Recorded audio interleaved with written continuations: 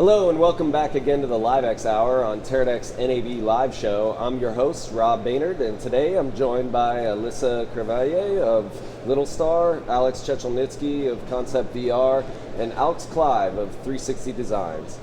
This is a special segment we're calling 360 Storytelling, in which we aim to have a real discussion about VR with a platform, a production company, and a custom high-end 360 camera rig maker. Now, as you can imagine, we have a lot to cover, so let's dive right in. First, let me introduce Alyssa. Alyssa is a marketing and brand partnerships executive with a background in artist management, music, entertainment, and original content development. She's the global head of brand partnerships at Little Star, a premium distribution platform dedicated to showcasing the most immersive VR and 360 content around the globe. Welcome, Alyssa. Thank you. All right. And next to her is Alex Chechelnitsky of Concept VR, who is head of production there, which is a full-service virtual reality agency that's a part of Freedom 360 with a team of filmmakers, producers, sound engineers whose sole mission is to provide the best 360 VR stories available, collaborating with companies like Samsung, the New York Times, United Launch Alliance, Condé Nast, and British Airways. Alex feels right at home producing VR as he brings many years of experience in working with spherical projections and a mastery of panoramic photography.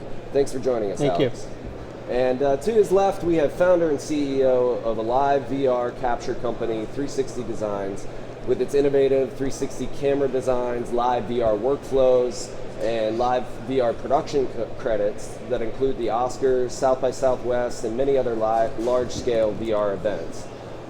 360 Designs deploys a team of engineers and camera operators with engineering in San Francisco and production team in LA. And all 360 Design camera rigs are hand-assembled in Los Angeles with a reputation for excellence and innovation, as well as being recognized as experts in designing custom rigs, off-the-shelf, high-end, professional 360 rigs, and doing high-end live 360 productions. This year at NAB, Alex is showcasing his new 6K VR drone, which is pretty exciting. Thanks for joining us, Alex. Thank you. Yeah. So 360 and VR tools have dominated the innovations that we've seen at NAB last year and this year. We've seen a lot of buzz around it, but we haven't yet seen quite the widespread adoption that all of us content creators and distributors are trying to achieve. So many believe 360 VR is the way we'll consume video in the future. With advances in mobile and headset technology, we're seeing more and more of the need of high quality productions to create that wow factor to draw people in and create meaningful experiences. Let's take a look at what brands and media companies are doing to rise to the call for ever more content, and where better to start than with Alyssa and what Little Star is doing with its apps and platforms that deliver engaging VR content to the world and become a true asset for advertisers and revenue generators inside of media brands. So, Alyssa, thanks for joining us. What are you seeing from advertisers in this space and agencies that are calling for the need to engage more people with their 360 content? I think that's one of the biggest challenges that we have in the 360 world right now, is getting it out and in the hands of people, and your company's doing a lot to do that. Talk to me a little bit about that. Yeah, of course. So Little Star has the capability to aggregate content and then distribute it agnostically across any kind of VR device, headset, Apple TV, iOS, Android, basically anywhere in which you would ever want to ingest VR, we'll distribute it there. In terms of, I think that you mentioned advertising and what advertisers are looking for. They're definitely looking for reach, and I think right now in the industry, we're trying to educate advertisers as to why this audience is definitely smaller than the audience that we see when it was 2D advertising, but we're working with them to create featured placement within Little Star apps, doing homepage takeovers within headset devices, as well as really educating them on some of the tools that Little Star has that will help them understand how their content is performing across Little Star. So we have heat mapping technology, in which an advertiser can see, oh, the consumer, is not necessarily looking at this new feature of the product that we're putting out. Maybe we should change it. So kind of using it as an R&D aspect as well. It has been, I think, really engaging for them. Yeah. Yeah, I mean, education is such a big, important part of everyone on this panel. 360, for many, has been very mysterious in how to achieve the production and how to distribute the content. And we're seeing some real positive gains in engagement and click-through rates. I've seen some interesting charts and stats on how, the 360 content is interacted with more for longer periods of time with higher click-through rates and higher engagement, even if it is a smaller subset of the viewing public. Definitely. Tell me a little bit about what you've seen on Little Star for that dynamic. Definitely. We're seeing people spend about, 13 minutes or so on average within a headset. And then also, something to take into consideration is with 360 and VR, advertisers are actually able to put consumers into an experience. So instead of watching something, they experience it, and then they create a memory, and they're able to walk away with a memory of that experience, which is why we see it be so much more powerful than just 2D branded content. Yeah, absolutely. And, we've seen a lot of great productions that have created that unique experience. And one of the things that I saw was on Little Star was a rocket launch with United Launch Alliance and that Alex's team did over at Concept VR. Alex, the rocket launch was really engaging. You told me that you had some challenges with achieving this. Earlier in the week on Monday, we had a panel on broadcasting from outer space with the director and DP of Red Bull Stratos, and they were talking about the challenges with covering long-range optical tracking and putting camera systems into vacuum environments of space. But talk to me a little bit about the 360 launch, the rocket launch production that you did. Yeah, so it was definitely a very interesting production. It was production that we took on that had all but easy ways out, starting from just getting access to the platform, to the people that are working there, that are assembling the rocket, that are fueling it, that are making sure that that everything goes according to plan. So just being on the platform about 11 stories high, and just seeing how everything comes together, really. But when it comes to shooting it, we had the biggest challenge we had is actually shooting. The challenge was that in order for us to shoot this, we had to leave the platform about 8 hours before the actual launch took place. And this happens with every single launch. For safety purposes, when they're fueling, when everything is getting ready to launch, just in case something catastrophic happens, nobody is injured. So we came up with a system. It was a GoPro-based system at that time that we were able to run for about 12 hours. Wow. So we had without any overheating, without any overheating. GoPros. Without any overheating, yeah. We had footage. We had a lot of redundant footage that we had to, throw out and really use these 12 hours for the, for the 40 seconds or what have you of the actual footage. We placed about, I would say, 6 to 8 cameras all around, just to get different vantage points. We knew going into it that some of them they're just not going to survive. Sure. We put them so close. I mean, the environment that you're shooting in is so violent. It's violent and everything is happening very fast. It's hot. It's just debris everywhere. So how many did you lose? We lost 3 systems. Yeah, we lost 3 systems. We actually have them in the office. They're all broken down, but it's like a trophy. We have them really in a case, and we showcase like this thing survived almost. But the good thing about it, we came out of this production with never seen footage, to the point that even people that work on these rockets have never seen this rocket lift off from that same vantage point that we were able to capture in VR. So even for anybody that's never seen a rocket launch, it was amazing because it's like this thing is going up and really crazy. But even for people that work on these rockets day in and day out, when they got into it and they looked at the rocket launch in VR, they were amazed. And that really set the standard for us, because if you make sure that the people that work on these rockets are amazed by that rocket that they see every single day, I think we definitely did our job.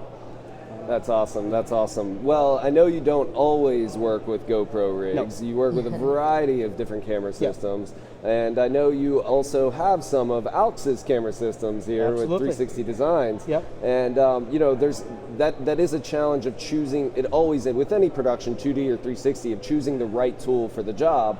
And Alex's team at 360 Designs has created some of the most crazy high resolution 360 rigs with really high quality big sensors that we've seen, and you've had to do a lot of those custom for certain productions like Alex's team has to create, depending on the need for the environment and what they're trying to achieve and what kind of durability they need in that sense. Can you talk to me how you approach from the engineering side? What tools will satisfy what these content creators need to do the job effectively? Sure. So at 360 Designs, we come from a production background, and that helps. Yeah.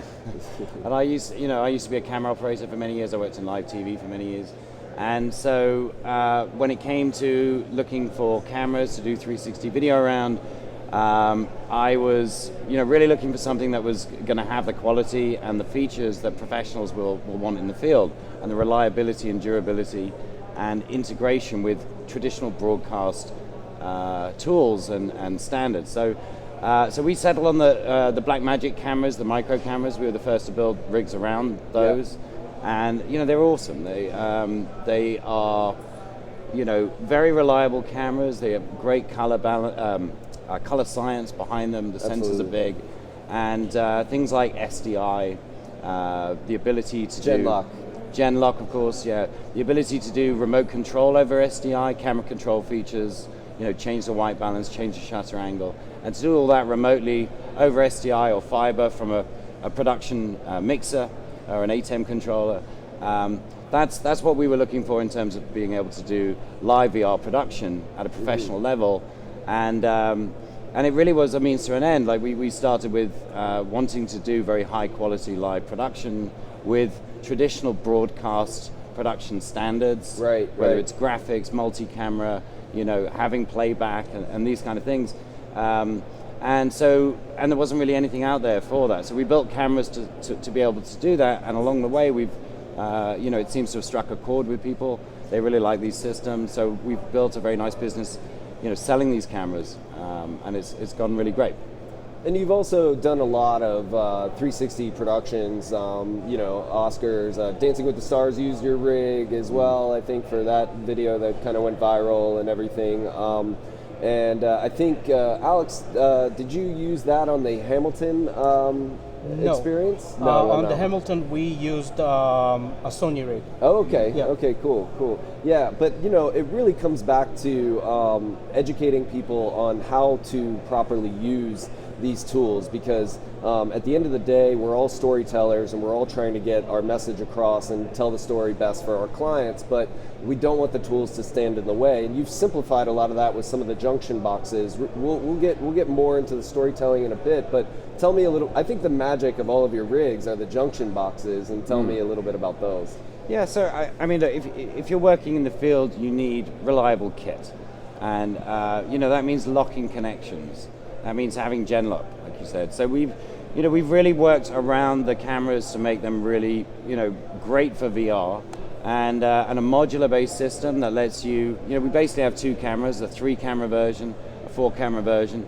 The 3-camera is really great for live use. You don't need that added overlap for post-production stitching.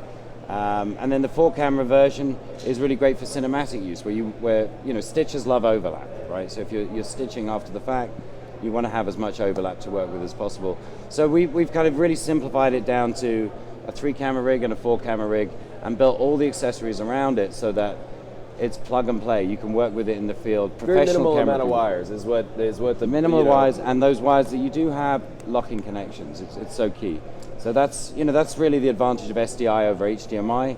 HDMI doesn't run very long distances unless it's a cable, you know, the thickness of an oil tanker chain, you know. Yeah. So, but SDI you can run 300 feet and convert readily, obviously, to fiber. So I think, you know, it's those kind of professional features that you get with these cameras that really set it apart, I think. Yeah, and you know, we're seeing a lot of these cameras coming out. A lot of people trying to create stories with them, which has been kind of challenging. Where do you put the cast? Where do you put the crew? Where do you put the equipment? Everything kind of is in the way, and you know, having to have remote monitoring and all of that to make sure that you're telling the story in a way that you want it told is very important. Let's go back to Alyssa and your experience in working with brands and at Little Star of you know, trying to educate them on what the differences are with you know, between 2D and flat production and 360 production, from the sense of what kind of things are possible that maybe weren't possible in a flat space. Yeah, I mean, a great example I think would be some of the actually like the VR that we are also utilizing within an activation. So one of our partners Right. at Vayner, through Johnny Walker, they created an experience that basically simulated a car accident, and it was to you know, around drunk driving and not to get in a car after you've done drinking. And you actually are sitting in a chair, and it's the chair is shaking, and it's an experience in which, like, that's so far from flat, you know, 2D. Sure. So really showing them the breadth of what we've been doing. So I'll take them through in education kind of demos. I'll take them through.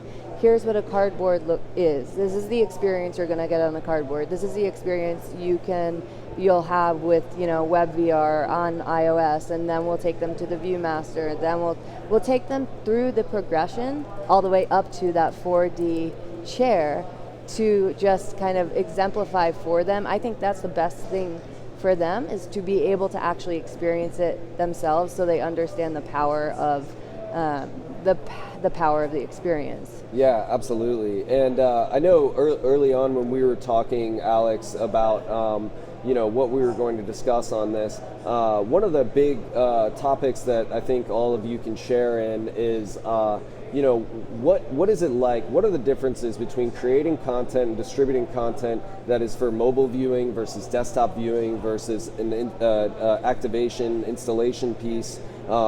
You know, Alex, does your team approach a production that's going to be viewed from a headset differently than you might if it was to be viewed on a mobile device or desktop? Absolutely, and that's one of the first questions we always ask our client. What will be the final destination of this video? Because we have differences in understanding how we read images, right, and videos. So something that might look far away on a desktop projection, as soon as you put it in a VR headset, it might be too close for comfort, right? And that's always what we're battling with, is making sure that the experience and the presence is there, but it's also comfortable for the user to watch. Because a lot of, you know, for me, the main thing of you know, VR productions is, if we are to create VR productions as a long form and not a 4 to 5 minute bit of sorts, they have to be comfortable. They have to be comfortable. You have to feel as if you are in real life. I mean, reality, virtual reality, right? Sure. So yeah, this is one of the first questions we always ask. Sometimes we would shoot productions and we do the same shot twice, one for a headset and one for a desktop view, and then we create two versions of basically the same exact shot, but one that feels a little bit more intimate, especially if we have actors or if we have a subject matter like an NGO, for example, that, you know, you really have to hit home with. You know, the distances, the heights, everything comes to play when you know, when the production takes place. Yeah, you know, and it really is difficult to make those determinations going into a project. You know, and whether or not to use motion, I think, is one of the biggest questions that should start at the beginning of the project. Because if you are going to be putting on a headset, having motion can really disorient and turn people off to the experience of VR, and you don't want that to happen. You want them to put on the headset and have a good experience and not walk away and saying, I can never put that thing on my head again. You know, a lot of that has to do with the frame rates have to be really high, and the experience has to be not jarring in any way and very, very highly stabilized so that they don't get disoriented, dizzy, and sick. You know, so maybe not the best thing for VR headsets are 360 drones, but we're seeing a lot of 360 drone images coming, videos coming out, and we're also getting calls. I know our company got a couple of calls, and we were like, no, we don't do that. But you know, now that we know our friend Alex over here, and you know, we can maybe help him out with some business. But Alex, you have developed one of the coolest 360 products at NAB, which is a flying 6K 360 drone. What led to that? Were you getting calls for this? I mean, it was one of those things that people were asking me, and I was like, I don't even know anything that we can do that or whatever. And then you come at NAB out of nowhere with this 360 flying drone. So I've been into drones for a while personally myself. So I was making drones before they were selling them. So I've got a drone background. But I also, you know, I'm very interested in wireless video transmission, and worked on microwave trucks, you know, in the 90s, and the you know, the idea of doing, you know, wireless video streaming, you know, from a drone obviously is dead cool, and it's bloody awesome when you try it out, like to have that headset on and becoming, you know, have the drone up here 500 feet above you. It's amazing, you know. So I went looking for 4K wireless video transmission systems, and there aren't any. Right. So about a year ago, working with, you know, my engineers, we came up with an idea for how we might be able to do it, and we tried it, and it worked. And in fact, it worked so well that we were able to push it to 6K. So it's awesome. I can't tell you how it works, but it works. It's great. Yeah, absolutely. I mean, it looks really impressive, and it's kind of built on the backbone of your other 360 rigs, I mean, with the similar camera systems and setup, right? Yeah, we're using the our Mini i3 camera on the drone, and the drone itself is a Matrice 600, so it's a standard platform. But we put the camera on it. We put our Breeze wireless streaming system, and we're showing it, you know, for the first time here at NAB. That's great. Yeah, I mean, I think the other aspect of this that's often overlooked in 360 video is the ability to create unique advertising opportunities within the 360 space. And we're seeing a lot of really cool graphic imagery, graphics going into 360 video and being placed to follow the story that a brand may want to tell. And you know, I think that is something when people think about 360 video, they often overlook, and they're using tools that may not be suited for placing realistic graphic, you know, engines inside of the 360 universe. I think that can be a really big opportunity for Little Star to educate its customers on and its brands on to how are we going to tell this story in a way that's engaging, but also with the brand messages that don't get in the way and that don't draw attention, that would pull you away from the experience of being in the VR space. Right. Yeah, I mean, so the IAB has come out with, you know, new 360 standards for advertising, and one of those is the virtual room, and that's kind of, I think, what you're hitting on is actually being in a space and seeing a piece of, you know, it might be a product of a brand's, and then if you look at that product, then the video, you're taken into that product's world. So you're taken into the world of M&Ms, for example. But I think what's going to be much more organic, as you've mentioned, is having product placement. So it might look like more typical the entertainment world as we know it. Sure. Integrating a Diet Coke on a table. What is that? You know, that's definitely not going to be leading the story, but it's there, and it have some funding from an advertiser behind it. So I think that's definitely a good way to kind of start. Yeah, absolutely. I mean, there is that hidden, those little Easter eggs available to advertisers that go beyond just a sponsored video, a sponsored post, or whatever. You work, Alex, at Concept VR with a lot of agencies and a lot of big media companies that are interested in the return on investment that they get from doing these productions with you. And I know, in speaking with you before the show, that's one of the biggest dances that you have to do when engaging a client is to help them understand the return on investment that can be had and the different opportunities within that video that may go beyond just a sponsored posting.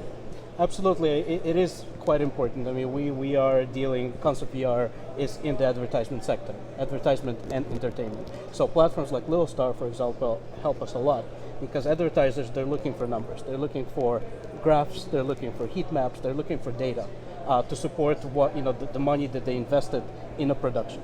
And that's something that we leverage a lot. And clients like ULA, for example, one of the first platforms that they wanted to be on was Little Star because we have the statistics and we have the clicks and the views and everything else that comes for them to understand if the product worked or not, or the production worked or not.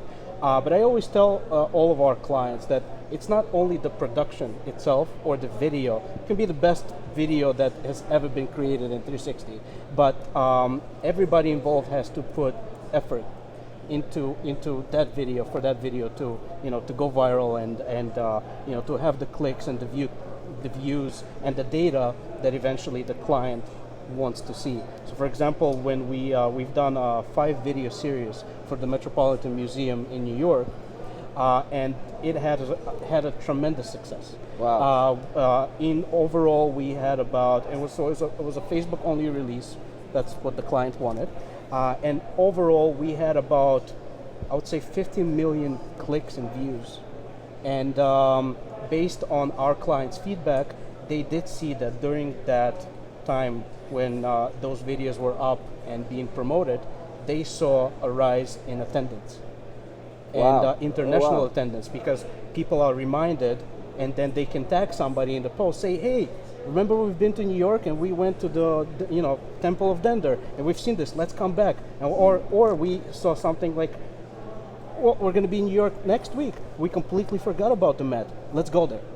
Yeah. So that extending beyond the screen. Yeah. So that was a direct success based on on return of investment. Same thing we've seen with School of Rock Broadway show. Mm-hmm. We've created School of Rock, and I think within 24 hours, it hit about 3 million views. Wow. And then client came back to us and say, hey, we've seen age groups that usually would not go to a Broadway show, but because that age group hit the technological aspect of being online, being on a computer, seeing that video, they were able to get age groups to go to their actual live Broadway show based on technology. Those age groups would never go to a Broadway show otherwise. Wow. So it's these kind of situations where 360 video is leveraged, and for an advertiser. Advertisers in the traditional media, right? They're fighting for 30 seconds of fame. Right. The 30 seconds. So 360 video is it's a blessing in disguise for advertisers, because not only an advertiser can keep their client inside of their advertisement for longer than 30 seconds, but guess what? If the advertisement and the production company did a good job, that client will come back and watch the video over and over and over again, mm-hmm. bringing more brand awareness to themselves. So, one of the things we get all the time, anyone in production, especially in live production, is they want to create viral moments. They want to create these, really, really amazing experiences that will be shared for across millions of pages and everything. And, one of the densest media live scenarios is on the red carpet. And, we see a lot of viral moments come off the red carpet. Popular culture is fascinated with hearing interviews with the stars and the directors of films and music personalities and stuff like that. Alex, you have a lot of experience in doing some red carpets, and I know one of the first times we saw your rig and we reached out to you immediately was before it was even released, when it was on the red carpet of the Oscars. Yeah. And that was one of the most eye-opening things to the traditional media of people going down the line and kind of cattle herding the stars through the pits of different media outlets. But it was it allowed you to be a passive viewer without directly interrupting your experience of the situation, and it was shared quite a bit. Tell me a little bit about that and your experience in crowded media environments and how 360 takes it to a different level that makes it something unique when you have 30 other media outlets on the same row. Sure. No, well, I mean, obviously it gives you, a much wider perspective. And I think people don't realize, I was there obviously on the red carpet with the camera, and you don't realize what's going on behind, that you have this whole gantry and all this media. So I think it was very interesting to get that full perspective, like the full 360 that you wouldn't normally get. So I think that was interesting. And I think that proximity is really important with 360 video. And we touched on this earlier on. You don't get any closer than a red carpet, and we're right up there against the fence, and it's Whoopi Goldberg's right there, or Bryan Cranston's like there being interviewed. So no, I think it was really great, and we had the access, and it's a very small footprint as well, which obviously helps, and compared to like a larger camera. But I think all these kind of events, whether it's the red carpet, it's an award show, or it's a concert, or it's sports. We're seeing this intimate picture now of a Barry Gibb rehearsal that you were involved with. Talk to me about music, because I know you got a background in live music as well. Yeah, so I mean, I think this is the point. Like, within 5 to 10 years, every event of any interest or significance around the world is going to be live streamed in VR, and it's going to be, we're at the AM radio stage right now with this stuff. So when the quality's there, and I've been fortunate to experience through our R&D 8K live streaming in a headset, and when you don't see the pixels anymore, I mean, it's like teleportation. It really is. And and I think that when all these events are live streamed, I think sports is going to be massive as well. Music. We did this thing with Barry Gibb, the Bee Gees, that we're seeing here. This was great because it was purely for 360. This wasn't an add-on. So we had amazing access, really good camera positions, and the whole event was built around 360. And that works because traditional cameras have zoom lenses on them. Right. These cameras, as I said, they need to be up close. So getting these kind of camera positions is important. We won't do jobs now where we know we're going to get, frankly, a shit camera position. Right. And the multi-camera as well. So, the point I think is that within this period of time, when every event is live streamed and you can jump around the planet at the tap of a headset, I think like the social memes of the future are going to be, this is the coolest thing happening on the planet right now. No, this is the coolest thing happening on the planet right now, and it's a rave in Australia, or it's the running of the Bulls, or it's the Super Bowl. So I think it's very exciting, and and I think it's going to be huge, and maybe as big as the kind of video game side, which obviously is going to be huge too. Yeah, obviously, video games is kind of exceeded what we can do now in the 360 realm, and I think there are some animated things that happen on Little Star's platform as well, and but basically, creating a really cool, engaging experience that is shared and sent all over the world, and being a part of integrated into popular culture is really valuable. But to a brand, to an agency, it doesn't really matter unless you have the numbers to back it up. And they want to see those numbers, and that will tell the people in the marketing departments to continue to follow this path of marketing, to stray away from billboards, print advertising, and maybe even traditional 2D flat video, And Little Star, as Alex mentioned, has one of the best analytics that we can find. That is in many ways far exceeds what you will get out of a Facebook or a YouTube, which most people think as the de facto way to distribute your content. So, Alyssa, talk to me a little bit about more in detail. You mentioned it briefly, but more in detail, what kind of analytics we can expect to get out of 360 video? Yeah, so we have technology now called heat mapping technology. And so the heat mapping technology, we're actually capturing multiple frames per second of where somebody is looking in a headset. So tracking. That's probably really valuable for Alex and Alex here too, to see where it gains the most interest. Exactly. So you can imagine a lot of the networks, we have these master services agreements with Viacom and Gannett, and a lot of the networks are also interested in it as well for character development. So interesting. Because a lot of times they can't actually tell whether or not a character is doing well on a television show without a focus group, and even that, so this is actually taking that and giving them the raw data of this is what's working. And then obviously we have geo and that kind of thing, and then we can break it down by devices. So we know that right now we have a Nissan Star Wars piece up as one of our branded featured placement with on Little Star,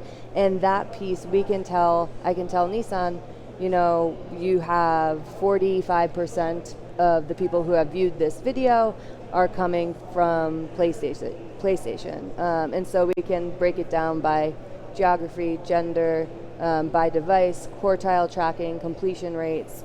So we have a full suite of impressions, views, clicks, where they came in. Did they come in through advertising? Did they come in through social media? So, and then also taking the video and being able to embed it anywhere. Little Star also has that capability, so that advertisers are seeing even more growth as utilizing the embed as a beacon, basically, in order to further advertise. Sure, yeah. I mean, it's difficult because a lot of agencies and content creators are really operating in a vacuum in a lot of ways and not really understanding what they're creating, how it's affecting people, and how it's reaching them. And that's one of the biggest wins if you can get done with a live show, in your case, Alex, or some live or pre-recorded stuff for Concept VR, of being able to hand those analytics back to the client. Talk to me, Alex, a little bit about some big wins that you've had in the return through showing with actual data what they get out of investing in producing video with you. So I also want to say that it's not only a big win for the client, it's also a big win for us.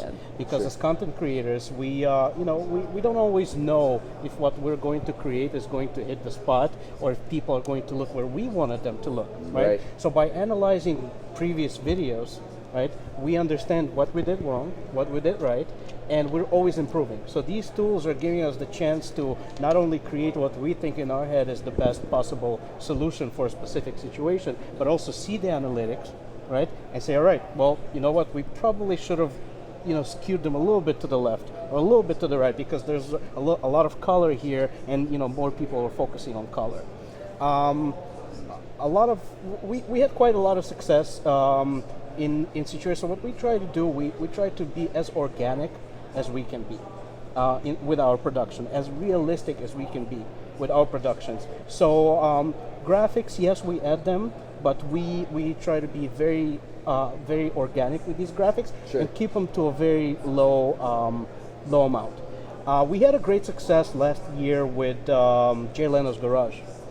That was a very cool production, probably one of my favorite productions that I have done. And what was cool about it, that we were able to put people in a situation, and that's in general what VR is, right? Is we're able to put the viewer in a situation that they probably would have never been to ever in their life, right? So rocket launch, or sitting shotgun with Jay Leno, driving through the streets of California, Burbank, California, and he's being Jay Leno. He's telling stories, and and you're sitting right next to him. And what that did, that again, really cool. It created a brand new demographic for a show. A demographic that's on a young side, right? But they also like cars, but they're also tech savvy. Because not all tech savvy people, or not all young people, or not all people that like cars might have had that on their radar. But since it popped up and they were able to go with the network and show it in a VR headset, it gained lots of traction, and really people enjoyed it so much they ended up doing it the second time with a different car. Sure, yeah. So that was very successful for us. Speaking of networks and large production companies like yourself, I mean, I know that a lot of testing goes into the process before you enter a production and choosing the right tools for the jobs and stuff like that. Alex, I think you've had some experiences with dealing with media companies that will try out your products and figure out what works best for them, and then maybe come back to you with some sort of custom configuration needs or whatever for the specific story they're trying to tell and for where they want to place the rigs and everything like that. Talk me through like a specific moment or engagement that you had with a client that needed something very specific for what they were trying to achieve. Sure. So we've recently been doing quite a lot of work with BT Sport in England. Yeah. So BT Sport are very progressive with what they're doing with 360 video. They've got a fantastic team there, and they have the rights to things like the Champions League, for example, or Premier League football. And so they had a specific need, which was they wanted to be able to extract a 2D, HD 2D feed out of the 360 video. So we're doing, 4K live from pitch side, and because our system integrates so well with production trucks, because it's all SDI, and that's the way we designed it and built it to integrate with those systems. The guys in the production truck were like, hey, this is great. So can we take a 2D feed, chop it out, be able to zoom in? And we said, sure, let's figure that out. So because That's we're interesting. using Blackmagic production switches, we have a DVE, we were able to do that. And that's offering a new option to their traditional TV side of things, to be able to make use of this camera, this other kind of, at the moment, seemingly disparate parallel thing. Now we're bringing them together. So the ability to be able to zoom in, take that out, and also to be able to do slow motion action replays. So we worked with them to develop a system for that. That's crazy. And it's fantastic. So we're doing playback, slow motion, all this in VR. It's great. That's crazy, yeah. That's really interesting. I've never heard of people like cropping out the 2D and doing slow motion, playback, stuff like that. Obviously, we've talked a lot about the tools and the engagement and all of that, about where we are now, but I'd like to use these last few minutes to talk about where each of you think this industry is headed, what you see on the horizon as far as new opportunities go, and I think that the future holds a lot to more immerse the general public in becoming comfortable with viewing content this way. And tell me what Little Star is planning on doing for the future and where you see this industry going.